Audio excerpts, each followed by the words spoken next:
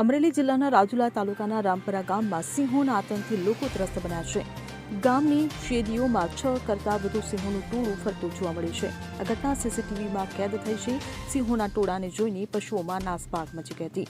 સિંહે એક નાના પશુનો શિકાર કર્યો હતો, જ્યારે અન્ય પશુઓ જીવ બચાવીને ભાગી ગયા હતા. છેલ્લા 15 દિવસથી સિંહો રોજ 1-2 પશુઓનો શિકાર કરી રહ્યા છે. રામપરા ગામના સરપંચ છનાભાઈ વાઘના જણાવ્યા મુજબ સિંહોના આ આતંકથી રાત્રે લોકોને ઘરની બહાર નીકળવું મુશ્કેલ બને છે. ઘણીવાર લોકોને બાઇક મૂકીને ભાગવું પડે છે. ગામની સુરક્ષા માટે રાખવામાં આવેલા 3 કર્મચારીઓને પણ છૂટા કરી દેવામાં આવ્યા છે.